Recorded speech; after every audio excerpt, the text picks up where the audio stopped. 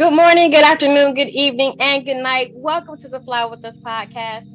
This podcast is bringing the art of conversation, self-love, self-care, mental health care and protection, life lessons, love lessons, and everything in between. Today, we're going to talk about fall into reading. I'm Lady Bounce. And I am Picket Fence. All right, you got the Mindfulness Minute for us this week? I sure do. Technology makes up so much of our daily experience. We are constantly on our phones, checking our emails, and on social media pages, and typing up reports. However, having a technology curfew in place every night can take a strain off of your eyes and your mind. It can also limit the amount of electromagnetic waves that you absorb from your electronics. Turn off your phone, tablets, laptops, and any other distracting electronic, and set a time each evening to remove them from your bedroom. Instead, take the time to reflect on your day, having a conversation with a loved one, or read a book. Check that part again. Have a conversation with a loved one or read a book. A break from technology can feel refreshing and grounding, and it reminds you that there is a lot more to life than the constants of small screen. Read a book. Read a book, read a book. Remember that song? Oh yeah, definitely. Read a book. That song was meant to encourage kids to read more. You know? Okay, so you shuffling books back there. What you shuffling around? I see you. Well, we're talking about reading books today. Okay. So I want to make sure I had a handle on the books that I'm reading right now. So this first one, Beyond Biocentrism. I started reading this book a while, but didn't get too far. You know, life and things get in the way. But this is a real deep book. That's kind of why I had to put it down for a while. But it's basically rethinking time, space, consciousness, and the illusion of death. So it's a real deep metaphysical book, an alternate way to view life as we know it. It combines quantum physics, string theory, and those things of nature to give you a different outlook on how we think about life, death, and the purpose of life. So I'm trying to get back into that, And this other book, I got this book a long time ago. I think I got this book like 2 years ago, and I misplaced it. But I just found it the other day looking for a pair of shoes. And this book is The Ex-Con Voodoo Priest, Goddess and the African King. Now, what this book is about is it takes a look at 4 different Black superheroes. Like the back of it says, in this day and age, seeing Black comic book characters isn't at all uncommon. In fact, every year we see more and more Black superheroes and heroines on television and on the big screen, and in comic books themselves. But this wasn't always the case. It wasn't so long ago the Black superheroes were few and far between, and the ones that were around had some questionable origins and storylines. In this book, William Jones, founder of Afrofuturism Network, breaks down the origins of 4 Black comic book characters: Luke Cage, Papa Midnight, Storm, and Black Panther, and analyzes their representation throughout comic book history. So that should be something fun to get into, talking about Black narratives and how they've been portrayed in the past, and you can make a comparison to how they're being portrayed today by the stuff that you're reading and watching now. So I'm ready to get into that, now that I found it. We got that at a Black comic, it wasn't a comic book convention, but it was more like a what would you call it? It was like a celebration of Black comics. Yeah, like a Comic-Con, but not. Yeah. It was at the African American History Museum up in Wilberforce. So that was real dope. We got a lot of comics that day, a lot of deep stuff. So I'm glad that I found that book because, I love Storm. I love Black Panther. I love Luke Cage. I'm not too familiar with Papa Midnight, so, it should be fun. I'm a sci-fi cartoon comic book dude. I love that stuff. Blurred indeed. Blurred indeed. So, what are you reading right now? Okay, so I actually am reading, because my mind works the way it works, I'm reading a couple of different books at one time. So first, let me talk about the book that I just finished. So let me get that out the stack. So this right here is called My Time Will Come. It's a memoir of crime, punishment, hope, and redemption. This book was really, really incredible. It was written by Ian Manuel. This is based on a true story. The foreword is written by Brian Stevenson. And if you think that name sounds familiar, it should sound familiar to you because he is a famous Black attorney, and he is also the head producer and writer on the show For Life on CBS, which is about a man who was wrongfully convicted and the steps that he takes to become a lawyer and free himself of his charges and put the rightful people in jail. Okay, very similar story. This young man committed a crime. He knew he was guilty of the crime. That he makes no excuses or anything for. But what happened to him is he ended up being placed in solitary confinement at 17 years old. He ended up in solitary confinement for almost 30 years. Because of his time in jail, he, was very, unloved like most, young Black men. So he would do things to get in trouble on purpose while in jail because that was all he knew. He was, sent from one prison to another where it was just more maximum security. And it talks about him being able to make amends with his victim. And he actually did kill one person and not the other person. They are now friends. In this day and age, they go out quite often, for lunch dates and to hang out. So he was really able to redeem himself. And of course, he's now out of jail with the help of Brian Stevenson and was able to get some of his charges and convictions overturned. So it's a really good book about, like I said, crime, punishment, and redemption. And it shows that that even when you do something bad, you do still have value, so we should stop looking at our youth, especially when they commit crimes or they do things, because kids do dumb things and we have to stop looking at them like they're, not savable, or that they, we got to throw them away and get rid of them, because of that. So, everybody deserves a second chance, if you will. So the book that I'm currently reading was recommended to me by my former principal, and this is called Transforming School Culture, How to Overcome Staff Division, and it's by Anthony Muhammad. And he's always, we've had lots of meetings, like staff meetings or like a meeting with the parent. We were even doing staff interviews over the summer, and he kept referencing this book. So I'm like, I gotta get this book and see what it is, see what it's talking about. And basically, it's talking about the philosophy that I believe in, that the mission that we have to these children or for the children that we work with is bigger than us. It is bigger than our egos. It's bigger than any issues or problems that we may have, or that we think we have with each other. It talks about how to work with some people who have different personalities than you do, especially as it relates to what they call old heads, which are those people who have been teaching for 150 years and there's nothing new under the sun to them and they don't want to try anything new. It gives a lot of great tips for how to work with people like that, and even how to pull them into your side of thinking or into more modern like thinking. So this is definitely a must read if you work in the school, you work in the school system, and you want to work for a school that flows, is cohesive. Everybody is together. We're all rowing in the same boat and we're all rowing in the same direction. That's, really, really important.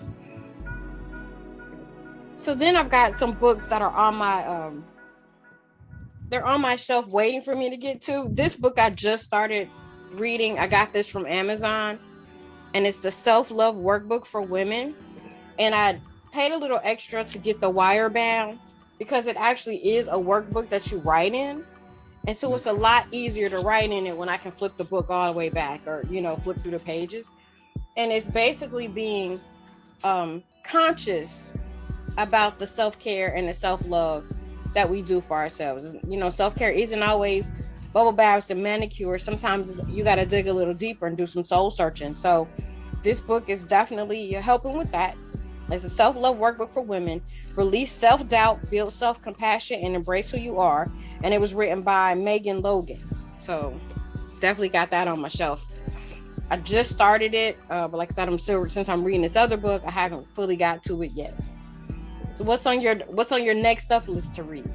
My next up list is this book, The Secrets of Tai Chi, by Kim Davies and Simon Robbins.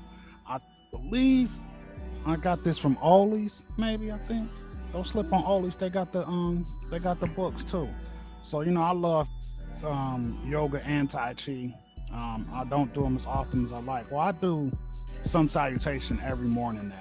I do that every morning, but I would like to get deeper into more postures of yoga and also dive into Tai Chi.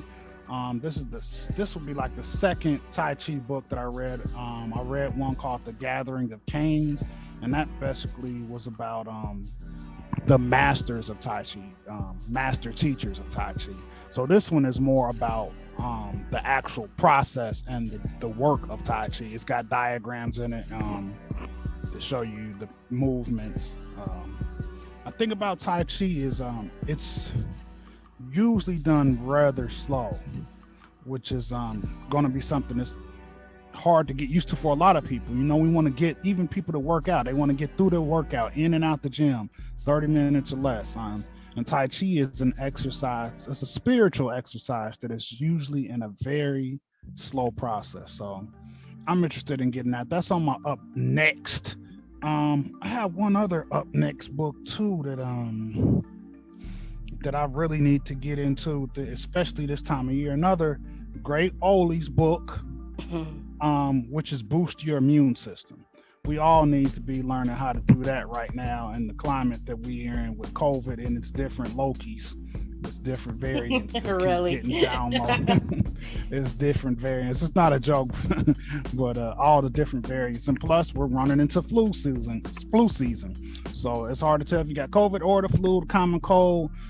Regardless of what it is, we should all be trying to have optimal health. And so I'm gonna be diving in this like next couple of days. We talked about, I think 2 episodes ago, about soups and stuff like that. I made some soup, lasted me about 2-3 days. It was very good. It was spicy. It was rich in nutrients. I had all types of vegetables. It was just a vegetable soup, mostly fresh vegetables. The stock, though, I did use like a low sodium vegetable broth and low sodium V8 for the stock. But the rest of it was just vegetables. A tablespoon of sunflower seed oil, tablespoon of olive oil, and rest was vegetables. It was good. It was nice and spicy and helped clean me out. And I'm happy to say, with this hard working job I've got now, I've lost 10 pounds in the last month without really changing up my diet. It's just a job, so. Yeah, I'm really want to crack into the Tai Chi and the boosting immune system. So you might ask, why are we talking about reading? Falling into reading. It's a time of year, like I said, with all the different pandemic and things that are going on. People are going to spend a lot more time at home. And instead of focusing on just being on that screen, like we talked about in the Mindful Minute, there are other options that you have. Reading is always a great option. That's one part why we're doing this show too, is that it's Author October on the Fly With Us podcast. We're going to be interviewing authors all month, this month of October. Author October. We had, if you watched last episode, we had Author Different, talked about her book. It was kind of like a graphic novel. It was a flip-flop story about what if the shoe was on the other foot. If the roles were reversed with all the racism that we suffer under as being African Americans in a country that stole us from another continent and enslaved us for so long.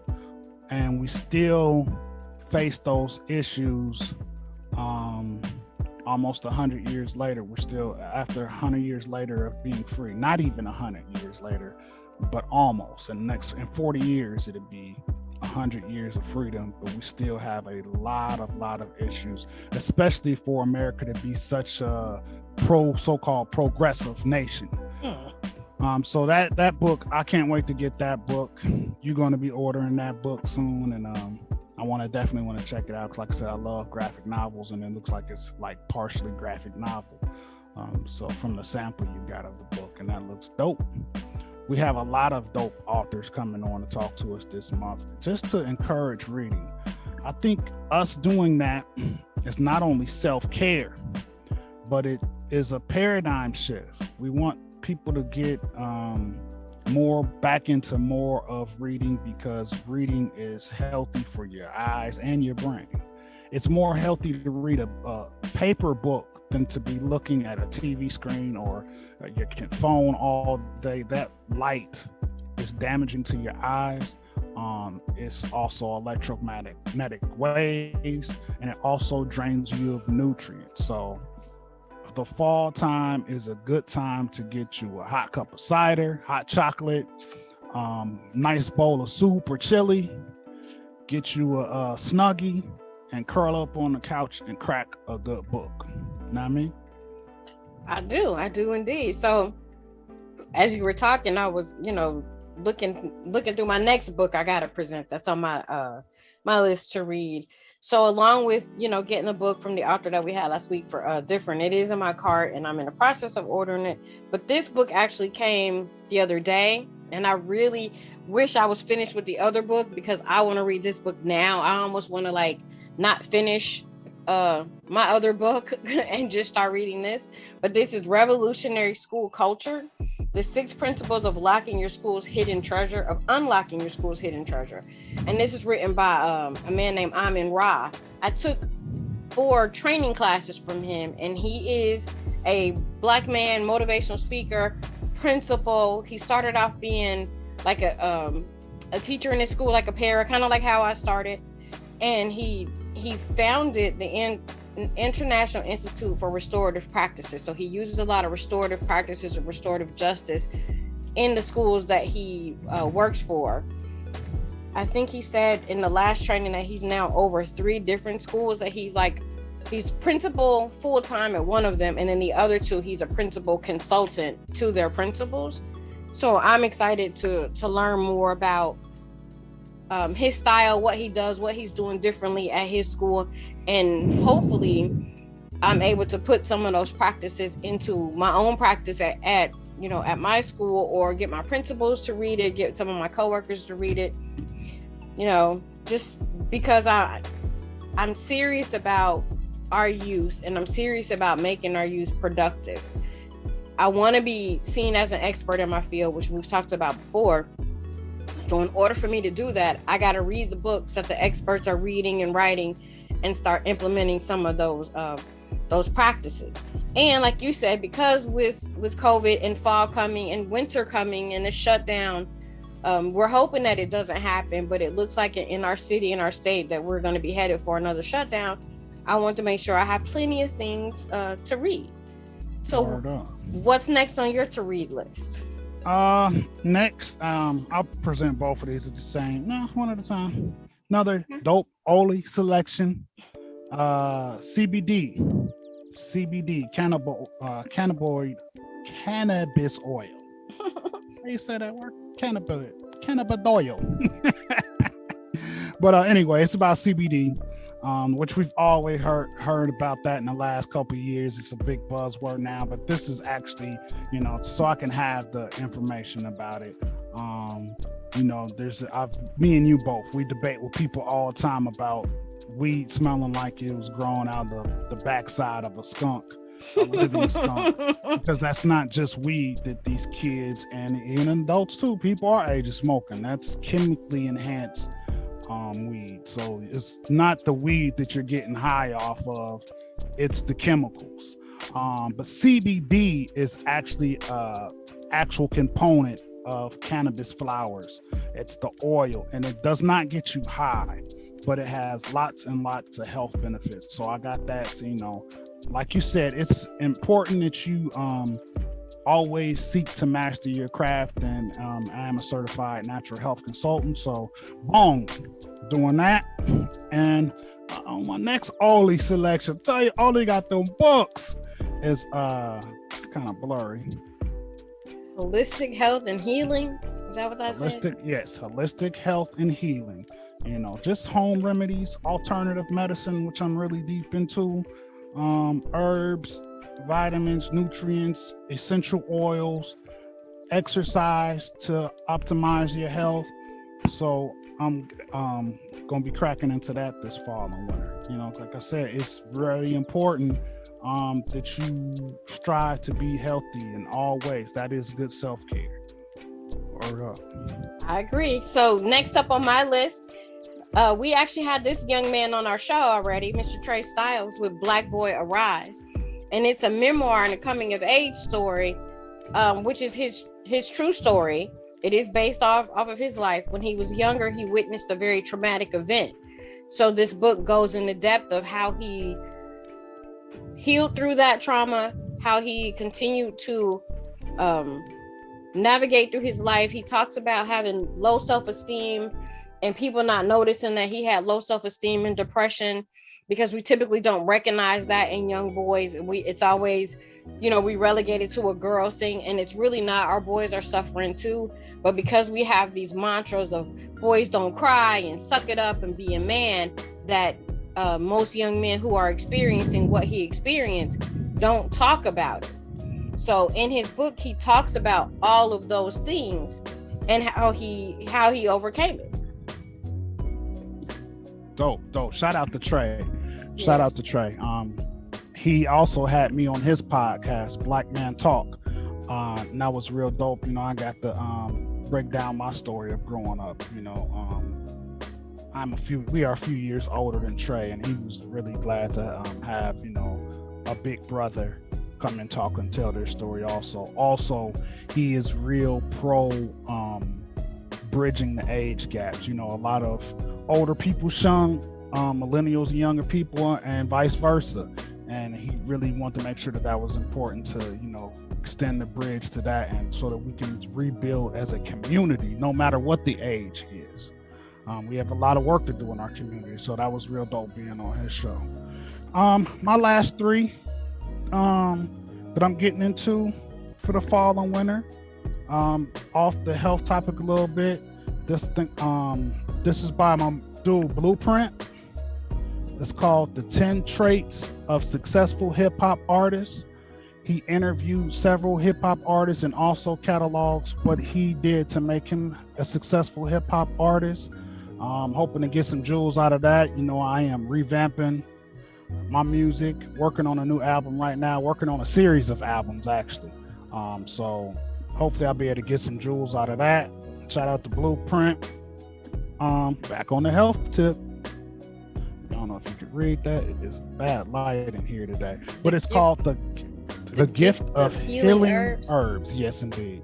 The gift of healing herbs. So this is mostly about the different herbs that you can take. Some of them you can grow yourself on your kitchen windowsill. Like I said, I'm about trying to get to optimal health. I'm a seasoned dude now.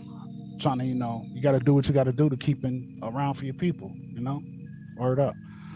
And last book that I'll present today, because that's a lot of books for me to be reading just for the next couple of months, but I'm going to dive in. A thing that it also, too, I hated reading as a kid. Hated it. I was not interested in reading, didn't want to read. And I think that the reason is because, in school, they want you to read all these so-called great novels and stuff like that. And most of those books suck.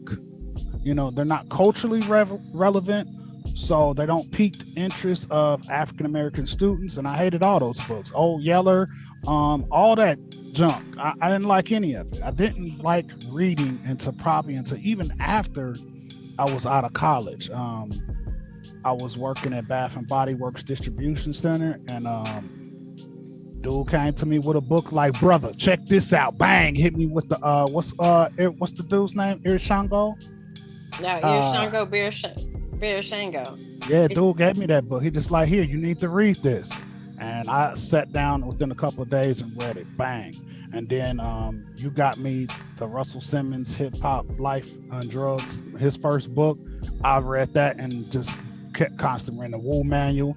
And then what I realized reading, those series of books, and I've read a lot of books since then, is that I'm more interested in informative books, information. Still don't read novels to this day. I mean, I'll read a comic book. I love comic books, but I'm not going to read Gone with the Black Wind and Ghetto Thug Love Part 7. I'm not into that. You can have that. You can take that to the devil. I don't like it. But last but not least, the last book that I want to get into for this season, another Oli Jim, The Urban Monk. The Urban Monk is by well.org. Pedro Soljai, who was a Buddhist monk, and it was distributed by creator of wealth.org. It talks about the practice of Buddhism in the urban environment. It's not like, in the back in the days of Shaolin, those guys could be secluded off in a temple and stuff like that. This is about living those eightfolds in an urban environment. So I definitely want to get in that, because we live in a crazy world, and you got to have all the patience, calmness, and techniques that you can have in this world today. Word up. You got anything else on your list? Yeah, I have 3 more on my list, and they're all self-care books. I picked up this little gem from Amazon, and I got you one too, and I actually bought one for a friend, but it's called The Little Book of Self-Care for Gemini: Simple Ways to Refresh and Restore According to the Stars. So this doesn't read like a storybook. It just has, like a daily self-care assignment, if you will.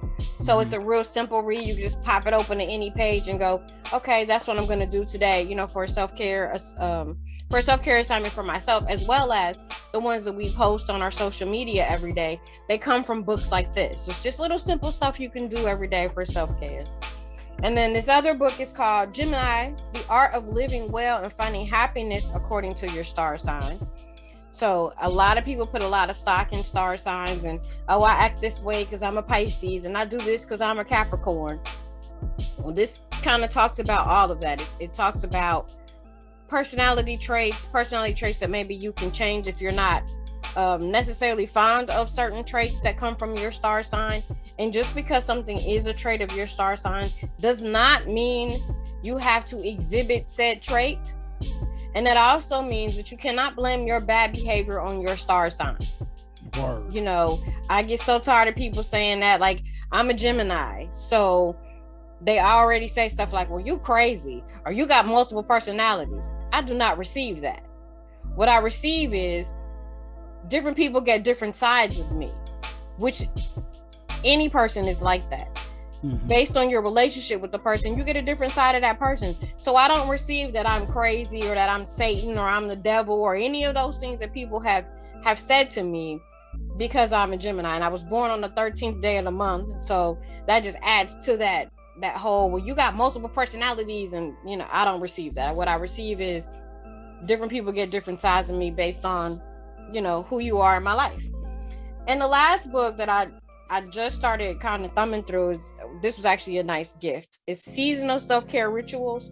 So the first thing it has in it are a bunch of quizzes, and then you take these quizzes and it lets you know about yourself and about what you need to do based on your answers. What's the best course of action for self-care for you, because what works for you may not always work for somebody else. So this book also has recipes. It has good thoughts, self-care assignments in it, tips about something simple like how to get more sleep, which we all desperately need more sleep. I don't know about you, but I don't always get that 8 hours every night. But this talks about ways to make your sleep more productive. Even if you don't get 8 hours, how can your sleep be more productive? And it goes by from season to season. So foods that you should eat in the fall and winter, foods you should eat in the spring, self-care rituals that you should do in each season of the year to help you be your best.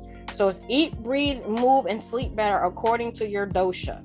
And your dosha is those things that are about you, those quirks, those thoughts, those feelings about how you take care of yourself. Your dosha is basically like another like astrological sign. Yes. Your life force. Let's break the definition down for the people that might not know right quick. If I can pull it up right quick.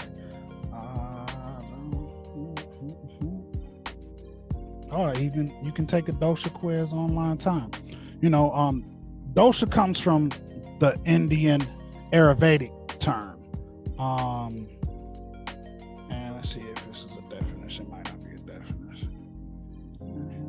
No, it's not a definition, but we'll be dropping more information on our page about that dosha and Ayurvedic, because I have a ton of books on Ayurvedic medicine too that I will, didn't want to even mention today. I think I gave enough for myself to be into for this season. You know what I mean?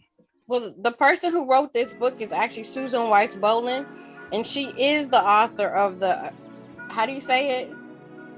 You Vita Beginner's Guide. Yeah. So if you find her first book, it's the Beginner's Guide to Understanding those things, and then you get this follow-up book and do them both together.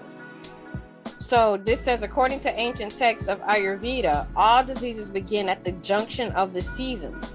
When we resist the elements of the seasons, staying up too late in winter, eating sweet, heavy foods in the spring, or neglecting our skin in the summer, we fall out of sync with nature and optimal health. So this book helps you to fall back in line with nature to achieve your optimal health. Word. Pretty dope. Yeah, which I have a copy of that book too. That's why I got you one. It's very dope, and and it talks about a person like me born in the spring. Usually spring and summer is my better time, so it gives you a lot of tips of what to do to help you get through the winter, including boosting your immune system, better sleep regimens, because it may be hard for someone. The winter and fall are usually like depressing times for people who are spring, summer babies. I hate winter. I hate it with a passion. With a passion. Disgusts me. But this year I'm going to try to embrace fall and winter this year. I'm trying to enjoy the pretty colors of the leaf. And like I said, soups is banging. We're going to be having chili soon. Spaghetti is good in the winter. So yeah, that's our reading list. What are you reading? That's this week's self-care assignment.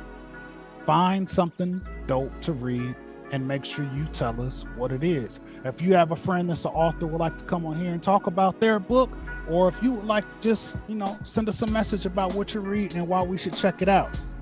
Now let's get into my favorite part of the show. Brain science. All right, so this is your brain on books. 10 things that happen to our minds when we read. For one, we make photos in our mind even without being prompted. Reading books and other materials with vivid imagery is not only fun, it also allows us to create worlds within our own minds. You've heard that term, escape into a good book. This is exactly what that is for. Spoken word can put your brain to work.